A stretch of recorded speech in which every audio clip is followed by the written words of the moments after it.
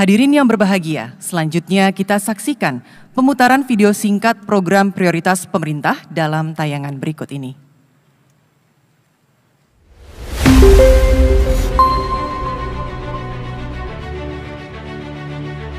Permasalahan dan tantangan bangsa ke depan semakin kompleks. Presiden Joko Widodo dalam berbagai kesempatan telah memberikan berbagai arahan atas setiap isu yang menjadi agenda pemerintah kepada jajarannya di kabinet maupun kepada kepala daerah dan Forkopimda. Alhamdulillah, Indonesia termasuk negara yang berhasil mengendalikan pandemi COVID-19 dengan baik dan sekaligus bisa menjaga stabilitas ekonominya. Kebijakan gas dan rem yang menyeimbangkan penanganan kesehatan dan perekonomian menjadi kunci keberhasilan kita. Program ekonomi nasional pada tahun 2020 dialokasikan 595,2 triliun, terrealisasi sebesar 575,85 triliun atau 85,82% dari target. Di 2021 alokasi 744,7 triliun, terrealisasi 88,4% atau 658,6 triliun. Di tahun 2022 alokasi anggaran 455,6 triliun. Pemerintah mengurangi jumlah program PEN menjadi 3 saja, yakni perlindungan sosial, penanganan kesehatan, dan penguatan ekonomi. Kita sudah menjalani masa tersulit akibat pandemi COVID-19. Kita sudah melampaui masa tersulit pertumbuhan ekonomi kita. Dan sekarang ini masa kebangkitan yang harus kita sambut dengan optimisme, antusias, dan kerja keras penuh keberanian. Pertumbuhan ekonomi nasional terus menunjukkan angka positif. Berdasarkan laporan BPS kuartal keempat tahun 2022 berada pada angka 5,7%. Pemulihan ekonomi difokuskan pada 3 isu utama, yaitu peningkatan investasi, penggunaan produk dalam negeri, dan penguatan UMKM. Banyak sekali karya dan produk industri kreatif Indonesia yang membanggakan dan memiliki desain serta kualitas yang tidak kalah dengan produk-produk luar negeri. Produk-produk ini harus menjadi kebanggaan kita. Coronanya udah mulai hilang. Oh, karena corona hilang. Ini yang banyak kemana? Apa ke daerah? Daerah lumayan sih banyak. Lewat online juga? Iya, merata aja Pak.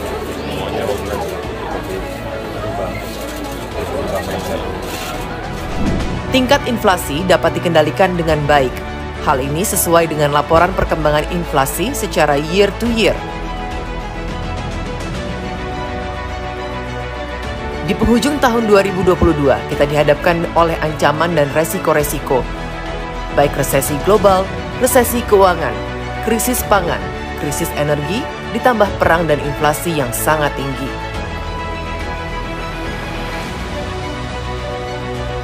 Oleh sebab itu yang namanya kemandirian pangan itu penting.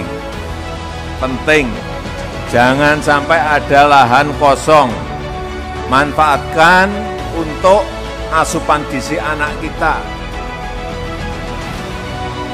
Ini yang selalu saya ingatkan. Oleh sebab itu yang namanya stunting harus betul-betul kita kerja keras menurunkan persentasenya. Untuk menyiapkan generasi emas di 2045, penanganan stunting menjadi prioritas nasional. Pada 2014, angka stunting sebesar 37%. Tahun 2021 turun drastis menjadi 24,4%. Pada 2024, angka stunting harus bisa ditekan menjadi 14%.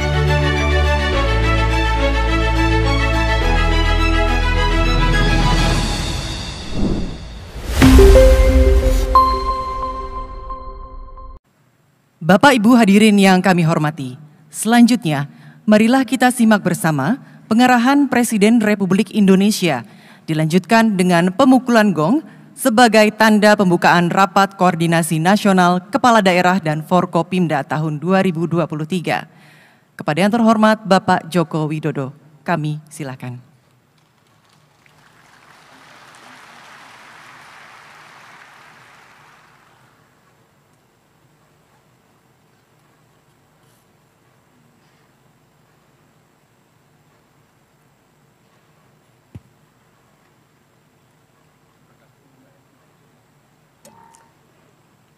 Bismillahirrahmanirrahim. Assalamualaikum warahmatullahi wabarakatuh. Selamat pagi, salam sejahtera bagi kita semuanya. Shalom, Om Swastiastu, Namo Buddhaya, salam kebajikan.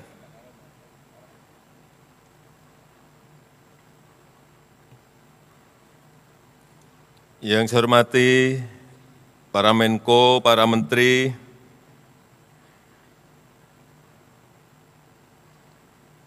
yang saya hormati Gubernur Bank Indonesia, yang saya hormati Panglima TNI, Kapolri, Jaksa Agung, Kepala BIN, yang saya hormati para kepala lembaga pemerintah non-kementerian, yang saya hormati para gubernur, bupati, wali kota, para ketua DPRD provinsi, DPRD kabupaten dan kota, yang saya hormati ketua MRP dan MRPB, serta Ketua DPRP dan DPRPB, yang saya hormati Wali Nangro,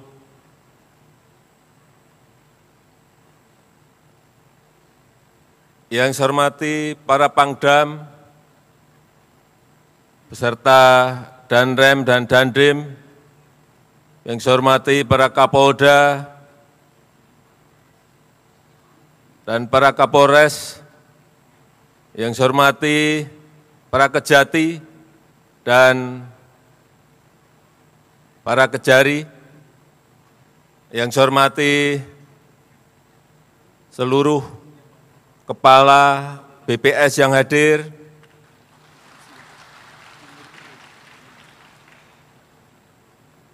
serta kepala BPKP,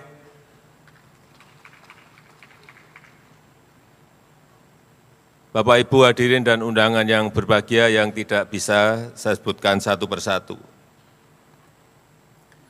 Pertama-tama saya ingin menyampaikan ucapan terima kasih yang sebesar-besarnya atas kerja keras kita dalam menangani pandemi. Alhamdulillah pandemi berhasil kita kelola dan kita kendalikan dengan baik.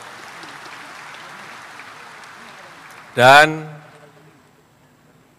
stabilitas ekonomi juga bisa kita manage, kita pertahankan sehingga berada pada posisi yang sangat baik. Ini berkat kerja keras kita semuanya.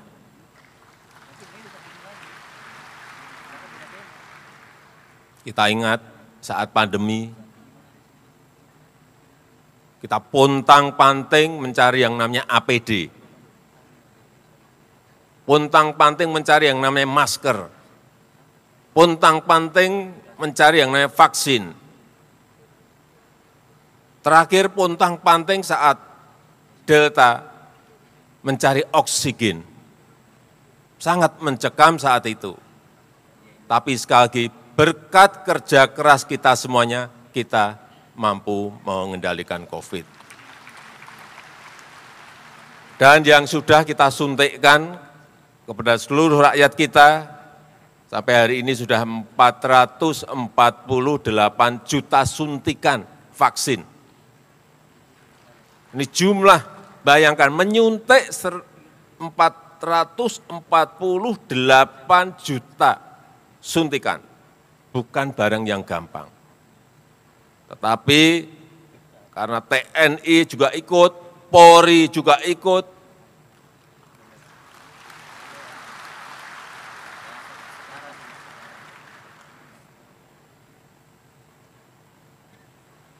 Seluruh gubernur, bupati, wali kota, sampai ke tingkat RT semuanya ikut. Itu yang menyebabkan kita bisa menyelesaikan COVID dengan baik. Tanyakan di negara lain, ada enggak penanganan setotal kita? Kita ini betul-betul total football saat itu.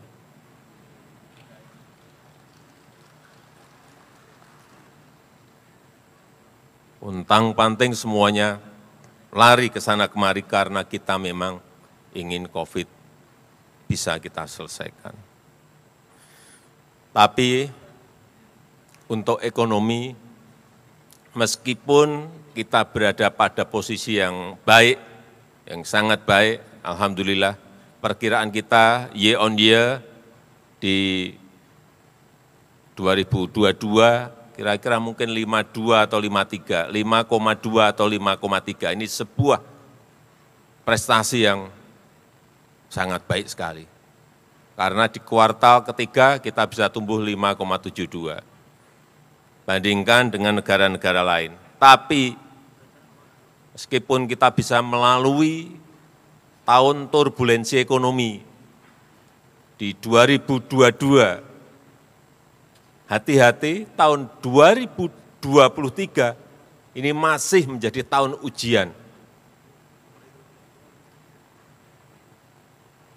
Bagi ekonomi kita, juga bagi ekonomi global. Hati-hati, semuanya harus hati-hati. Harus bekerja keras semuanya. Mendeteksi informasi-informasi dan data-data yang ada di lapangan, sehingga jangan sampai kita keliru membuat kebijakan. Sekecil apapun kebijakan itu harus berbasis pada data dan fakta-fakta di lapangan. Dan tahun diawali di tahun 2023 ini, Managing Director dari IMF menyampaikan, ini untuk kehati-hatian kita dan kewaspadaan kita. Meskipun pertumbuhan ekonomi kita berada pada posisi yang sangat baik. Hati-hati. Tahun 2023, Kristalina Georgieva mengatakan, sepertiga ekonomi dunia diprediksi mengalami resesi. Sepertiga ekonomi dunia diprediksi mengalami resesi. Bahkan untuk negara yang tidak terkena resesi, ratusan juta penduduknya merasakan seperti sedang resesi. Hati-hati. Sepertiga itu artinya kurang lebih 70 negara. Kurang lebih. Dan guncangan ekonomi karena pandemi, karena perang, ini sudah menyebabkan 47 negara masuk menjadi pasiennya IMF. Kita ingat tahun 97-98, Indonesia menjadi pasiennya IMF. Ambruk ekonomi dan ambruk politiknya. Ini 47 negara. Dan yang lain masih ngantri di depan pintunya IMF. Sehingga kita harus memiliki, sekali lagi, memiliki frekuensi yang sama dalam menghadapi situasi-situasi yang tidak mudah ini. Situasi global masih sangat tidak mudah. Dan sekarang yang menjadi momok semua negara adalah yang namanya inflasi. Ini momok semua negara.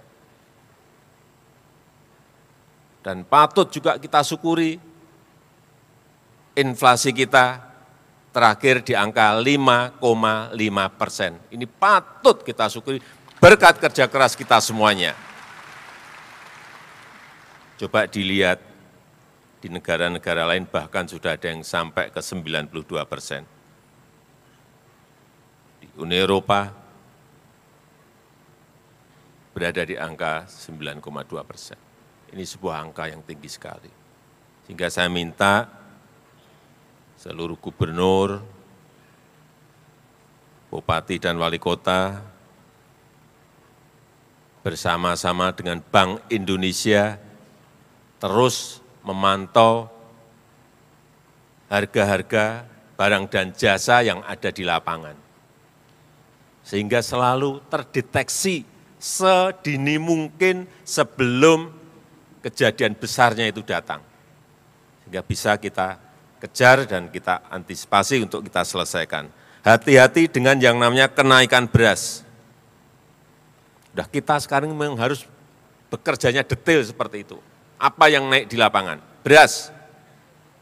Saya sudah 2 hari yang lalu memperingatkan Bulog untuk masalah ini.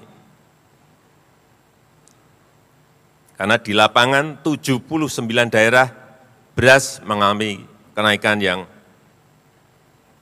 tidak sedikit. Urusan telur, 89 daerah juga mengalami hal yang sama. Naik. Urusan kecil-kecil, urusan tomat, 82 daerah mengalami kenaikan. Dan daging ayam ras, 75 daerah mengalami kenaikan. Tolong bupati, wali kota, gubernur sering-sering masuk pasar, cek betul di lapangan, apakah data yang diberikan itu sesuai dengan fakta-fakta di lapangan. Jangan sampai, udah nggak musim lagi sekarang ini, yang bawaan ABS, Pak, baik Pak, nggak ada yang naik Pak, harga stabil Pak. Saya cek langsung lapangan.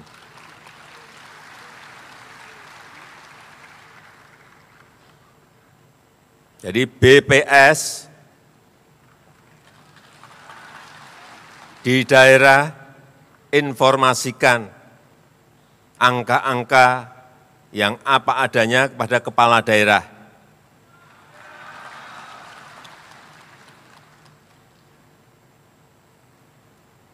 Juga hati-hati mengenai tarif-tarif yang diatur oleh pemerintah maupun Pemda. Hati-hati. Saya berikan contoh saja urusan tarif PDAM. Hati-hati. Kalau urusan listrik, itu urusan kita.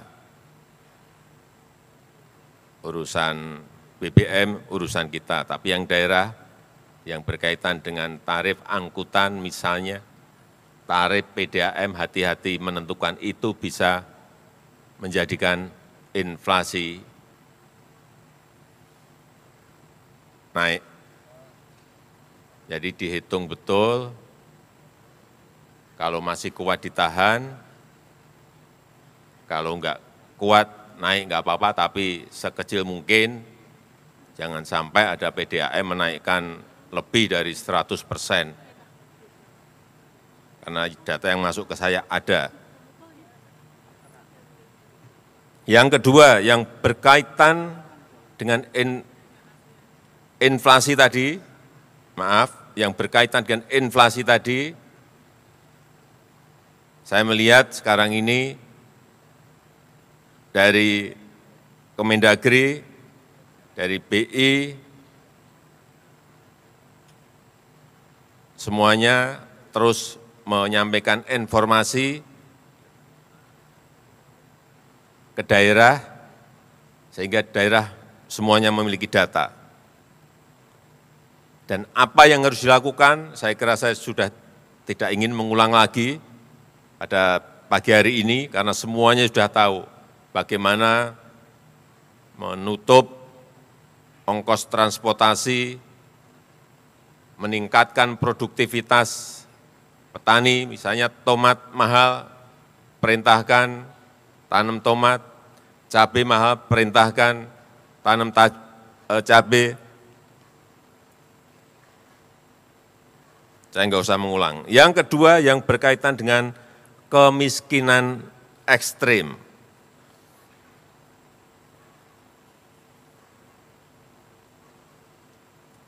Saya kira data siapa yang miskin ekstrim ini di daerah sudah ada semuanya. Dan sampai di desa sudah punya semuanya. Tolong seluruh kepala daerah cek ini. Dan ada 14 provinsi masih di atas nasional. Padahal kita tahu target kita di 2024, kemiskinan ekstrim ini harus berada pada 0%. Ini target yang tidak mudah. Di 2022 masih 2% dan 14 provinsi di atas nasional.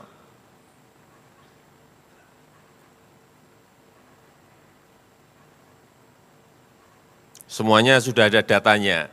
Artinya targetnya siapa, sasarannya siapa, sudah ada semuanya. Penanganannya seperti apa, juga saya kira saya sudah tidak usah menyampaikan lagi. Intervensi apa yang harus dilakukan, semua Pemda sudah tahu apa yang harus dilakukan.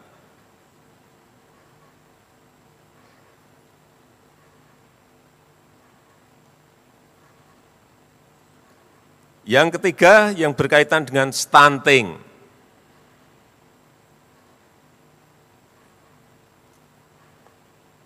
Hati-hati masalah ini.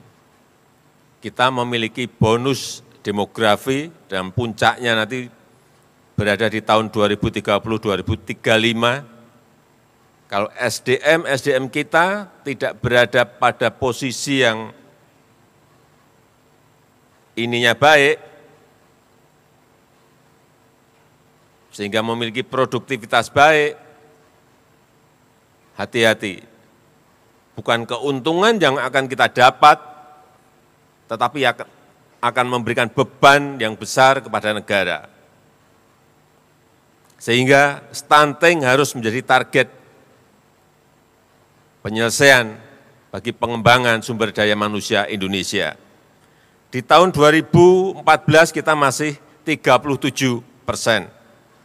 Tahun 2021 sudah berada di angka 24. Saya kira di 2022 ini berada di angka 21 kira-kira. Sudah turun memang drastis. Tetapi target kita di tahun 2024 harus berada di bawah 14%. Bukan hal yang mudah. Tetapi sekali lagi, kalau kerja keras kita seperti saat kita bekerja mengatasi pandemi, saya yakin ini bukan persoalan yang susah diselesaikan. Datanya ada. Hati-hati untuk stunting, 23% penyumbang stunting itu adalah masalah bayi yang belum lahir. Artinya masih dalam kandungan. Itu kontribusinya 23%, besar sekali. Sehingga perlu saya ingatkan kepada kepala daerah agar dinas, agar BKKBN mengingatkan terus mengenai pentingnya gizi bagi ibu hamil, dicek apakah anemia atau tidak, dicek benar. Karena kunci ada di situ.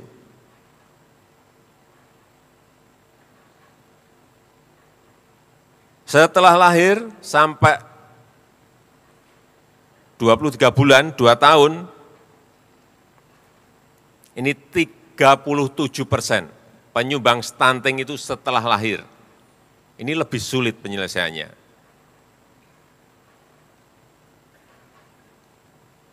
Dan juga perlu saya ingatkan pada saat intervensi,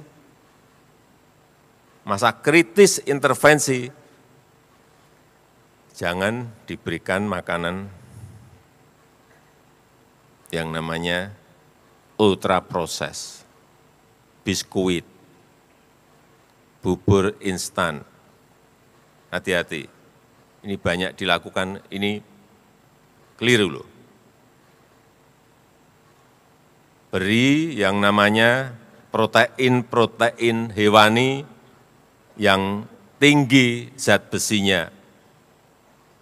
Bisa itu. Saya kira semua juga tahu. Saya sebenarnya nggak mau ngomong, tapi hanya mengulang aja. Hati ayam.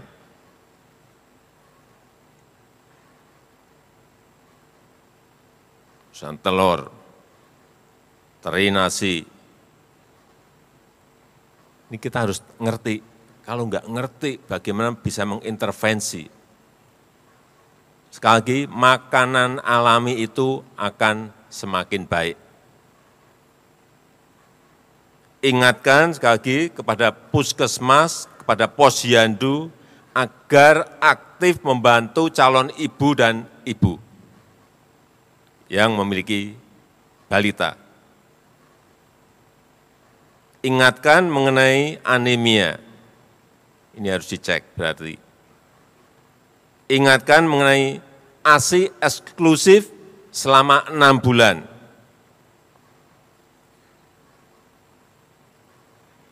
Dan yang paling penting juga untuk memonitor yang ada di lapangan, karena setiap ibu itu memiliki, harus diintervensi dengan cara-cara yang berbeda, yang namanya teknologi itu penting. Platform aplikasi itu sangat penting untuk memonitor mereka pada kondisi seperti apa. Sehingga saya mengapresiasi apa yang telah dilakukan oleh Kabupaten Sumedang yang memanfaatkan platform teknologi dalam memonitor stunting. Dan nanti saya sudah perintahkan untuk menyampaikan apa sih platformnya seperti apa, aplikasinya seperti apa. Yang lain tinggal tiru aja, copy aja. Juga saya kemarin ke lapangan melihat di Kabupaten Kampar. Stunting bisa turun tadi di Sumedang dari 32%, 3 tahun yang lalu, 32%, tahun 2022 sudah turun menjadi 7%. Di Kampar juga sama, tapi tidak menggunakan platform aplikasi, tapi menitipkan anak-anak asuhnya kepada perusahaan-perusahaan besar yang ada di Kabupaten Kampar. Ini titipkan, 100 anak titipkan, 200 anak titipkan, 50 anak titipkan. Itu juga berhasil menurunkan dari 27 ke angka kurang lebih 8%. Ini juga penurunan yang sangat drastis sekali.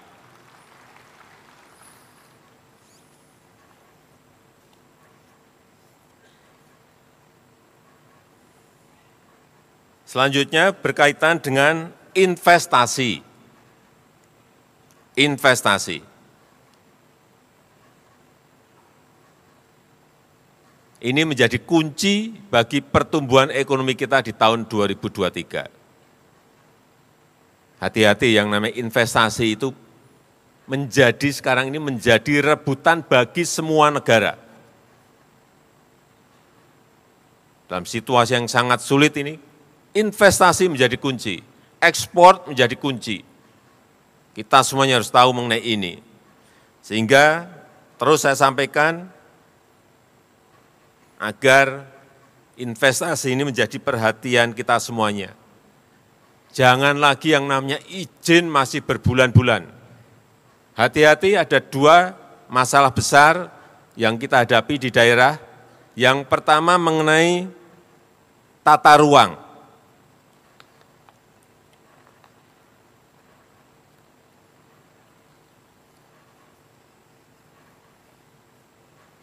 tata ruang. Menjadi problem besar investasi kita. Kalau sekarang namanya kesesuaian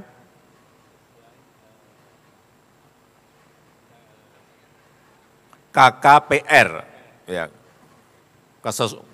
karena kita ini sering panjang-panjang ini kadang-kadang saya KKPR ini mengenai tata ruang ini menjadi problem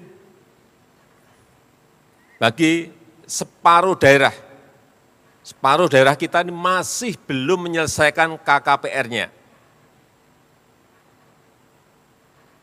Sehingga saya minta di sini ada Ketua DPRD agar dengan Pemda segera menyelesaikan urusan ini.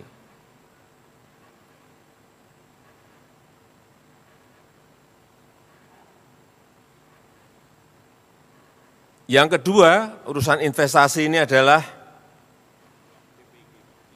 masalah kalau dulu namanya IMB, sekarang namanya PPG. P, persetujuan bangunan gedung. Namanya itu ya gonta-ganti dan ini yang ruwet kita. Nama itu 2 kata itu cukup lah. Izin gedung gitu aja sudah.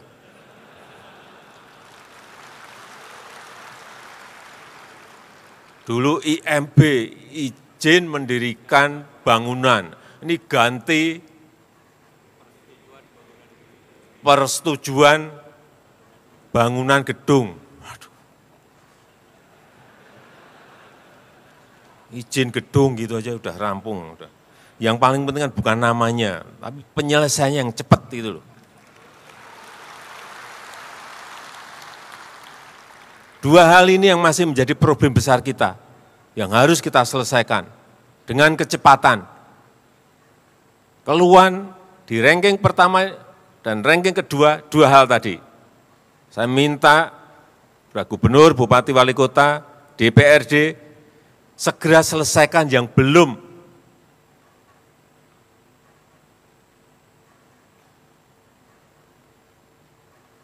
Jangan ditunda-tunda. Karena kita tahu investasi yang ada di negara kita saat ini sudah 53% itu berada di luar Jawa. Ini bagus sekali, pemerataan terjadi. Karena telah dibangun infrastruktur yang banyak di luar Jawa, sehingga investasi itu menuju keluar Jawa. Sangat bagus untuk pemerataan kita. Jadi di tahun 2022, 53% investasi sudah berada di luar Jawa. Dari target 1.200 triliun investasi kita 2022 tercapai, yaitu 1.207 triliun di 2022. Ini juga sangat bagus, karena bisa menciptakan lapangan kerja 1,3 juta. 1,3 juta. Sehingga sekali lagi investasi menjadi kunci pertumbuhan ekonomi kita. Yang kelima yang berkaitan dengan birokrasi, APBD, dan TKDN. Kita tahu jumlah ASN kita itu 4,2 juta, non-ASN-nya 2,3 juta. Ini sebuah jumlah yang sangat besar. Dan sekarang semuanya sudah ada indikator kinerjanya yang baru untuk ASN. KPI-nya ada semuanya, sesuai dengan prioritas pemerintah, yaitu investasi, kemiskinan, digitalisasi, dan inflasi dan TKDN. Saya ulang, investasi, kemiskinan, digitalisasi, inflasi, dan TKDN. Nanti saya juga minta kepada Menpan RB untuk juga diberikan kepada Polri, TNI, dan Kejaksaan, biar semuanya memiliki KPI yang jelas. Jadi pastikan bahwa APBD itu dibelanjakan untuk produk-produk buatan dalam negeri. Baik langsung maupun lewat e-katalog. Jadi saya ingatkan pentingnya e-katalog bagi seluruh daerah. Kita tahu realisasi untuk belanja produk dalam negeri di APBN maupun APBD ini masih 61%. 61%. Kita ingin tahun ini meningkat lebih dari itu. Syukur bisa 100%.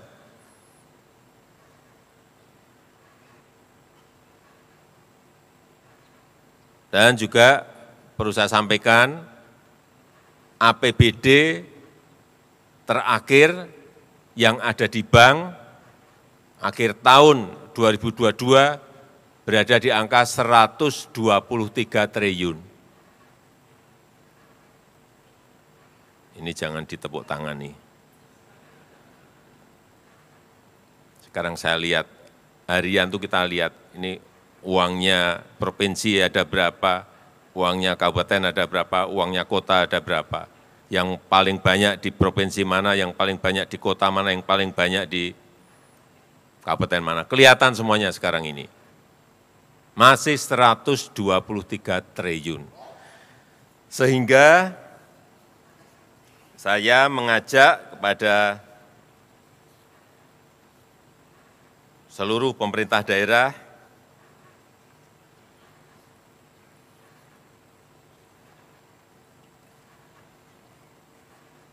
yang terutama ini yang PAD-nya besar, yang dana bagi hasilnya besar, artinya yang pajak parkir, pajak restoran, pajak hotelnya besar, ini mulai saya ingatkan untuk mendesain program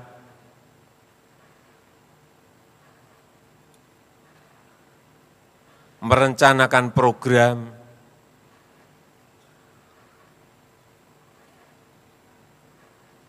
sebelum tahun-tahun berjalan.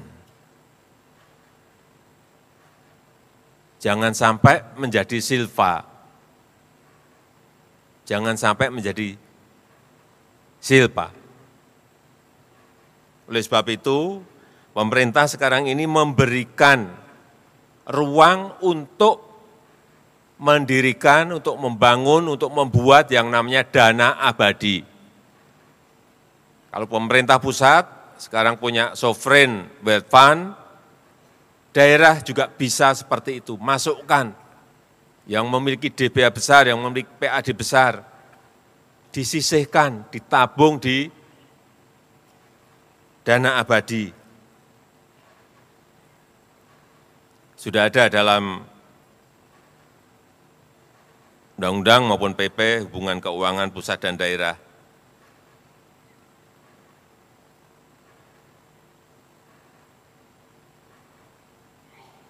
Kalau di pusat sekarang ini untuk dana pendidikan, dana abadi pendidikan,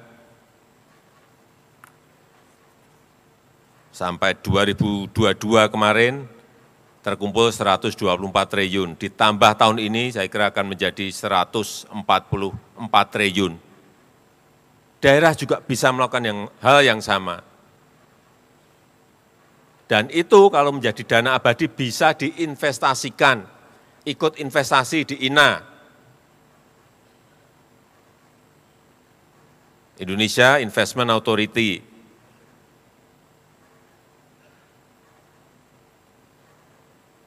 Ini juga sovereign wealth fund kita, INA.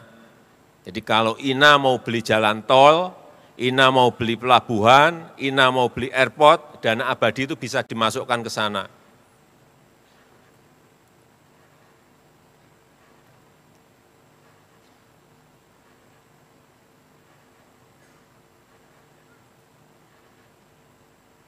Dengan return yang jauh lebih tinggi.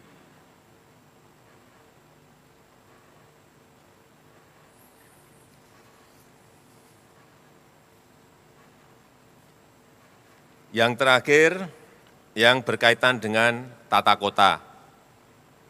Saya perlu ingatkan bahwa kita ini memiliki 514 kabupaten dan kota.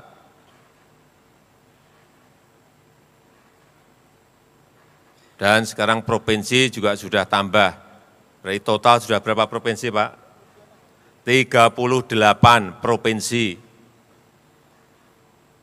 Hati-hati yang namanya tata kota.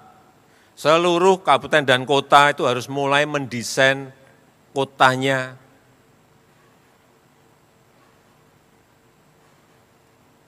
dengan baik.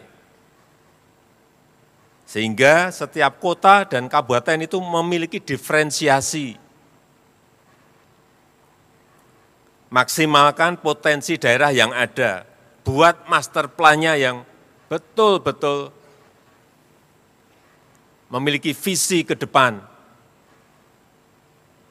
Jangan semua kota dan kabupaten kita ini sama semuanya. Namanya memiliki brand yang hampir mirip-mirip. Ada Beriman, ada Berhiber, ada berapa lagi, Berseri, ada berapa lagi, ber semuanya. Buatlah brand kota sesuai dengan potensi dan keunggulan kita masing-masing. Bisa misalnya kota pisang, kenapa tidak? Bisa kota ikan, kenapa tidak? Bisa kota musik, kenapa tidak? Bisa kota mebel, kenapa tidak? Tapi konsisten. Kalau sudah kota pisang, berarti nanam pisangnya harus lebih banyak di kota itu. Kemudian menyiapkan industri untuk pasca panen pisang, siapkan di kota itu. Sehingga brand kota itu akan kelihatan. Coba kita lihat di Davao, Filipina, itu kota pisang. Di semua tempat adanya hanya pisang. Industrinya pisang. Tarian pisang. Semuanya pisang aja. Sehingga kalau orang mikir Davao, pisang. Di High Point, di North Carolina, di Amerika, ada yang namanya High Point. Itu setiap tahun mengadakan pameran mebel terbesar di dunia. Semua orang mebel tahu kapan kita harus pergi ke High Point. Di semua sudut kota, isinya hanya mebel. Kenapa Jepara tidak? Melakukan hal yang sama, membranding kotanya tetapi konsisten, membangun semua yang potensi yang dimiliki kota itu. Pisang, Lampung itu bisa, pisang. Kota pisang atau kota nanas. Ikan, kita memiliki kekuatan ikan. Kalau di Jepang ada Tsukiji, fish market yang betul-betul sangat terkenal, semua orang tahu. Kenapa di Ambon, di Maluku Utara tidak ada yang menyiapkan branding ini? Kita ini memiliki banyak. Sehingga perlu yang namanya master plan disiapkan. Di Minneapolis, di Minnesota, di Amerika juga sama. Satu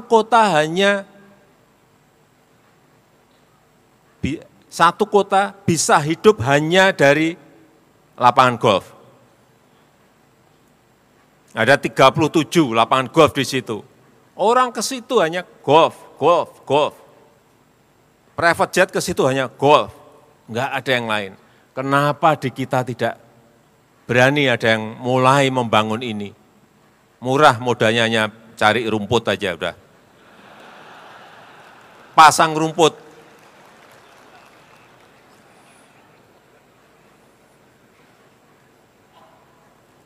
Kita harus mulai berpikir ke arah itu. Jangan semua kota sama. Yang terakhir, lupa lagi, masalah stabilitas politik dan keamanan menuju pada pemilu 2024. Saya minta betul-betul saudara-saudara bisa menjaga situasi kondusif, menjaga agar masyarakat kita tidak menjadi korban politik, namanya politik identitas.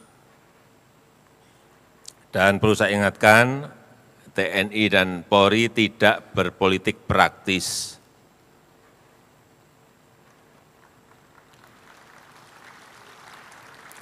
Petakan yang namanya potensi kerawanan. Jangan pas kejadian baru kita pontang-panting sibuk ke sana ke sini.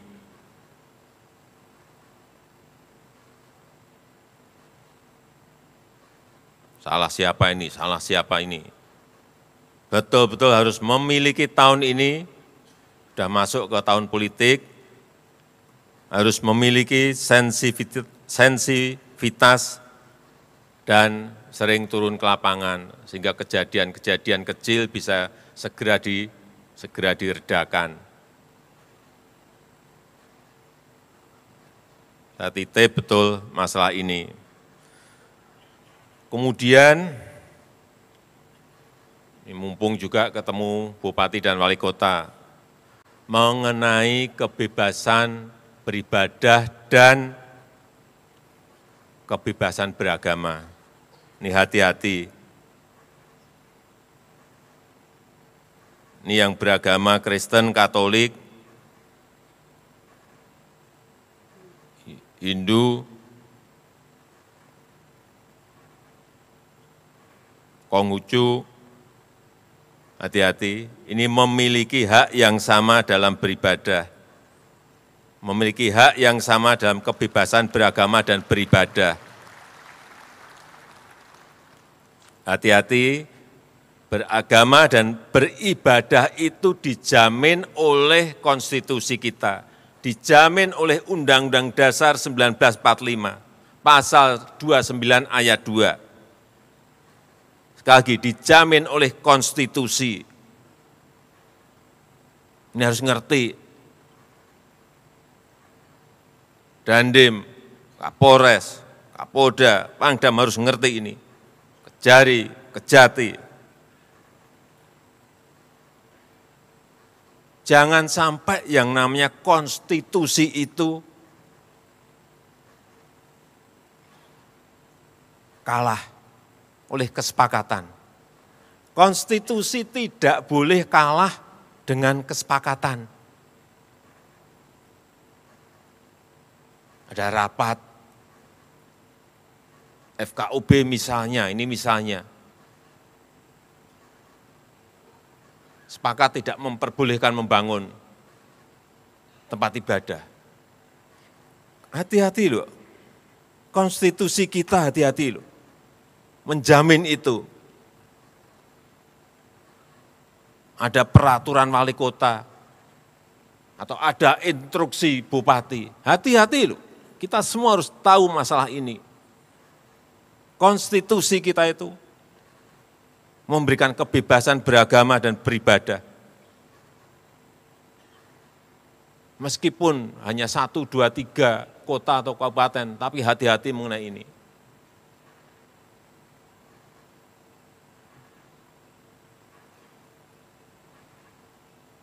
Karena saya lihat masih terjadi. Kadang-kadang saya berpikir sesusah itukah orang yang akan beribadah. Sedih gitu kalau kita mendengar.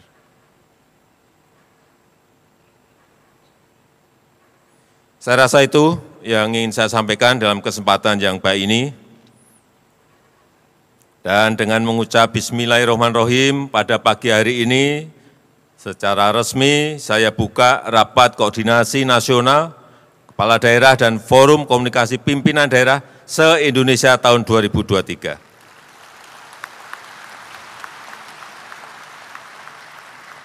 Terima kasih. Wassalamualaikum warahmatullahi wabarakatuh. Dan untuk gambaran sedikit saja, saya akan menayangkan Ibu Kota Nusantara. Ini untuk pemerataan. Ini dibangun untuk pemerataan, bukan untuk yang lain-lainnya.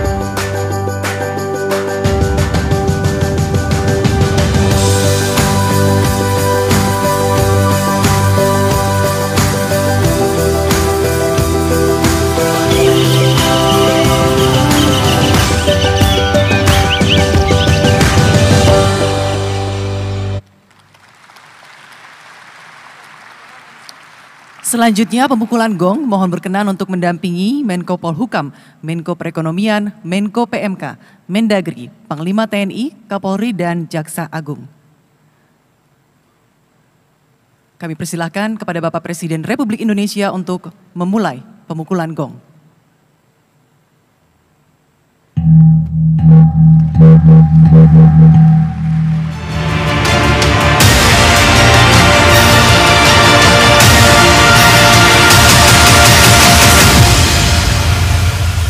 Boleh sekali lagi kita berikan tepuk tangan atas dibukanya acara Rapat Koordinasi Nasional Kepala Daerah dan Forkopimda tahun 2023.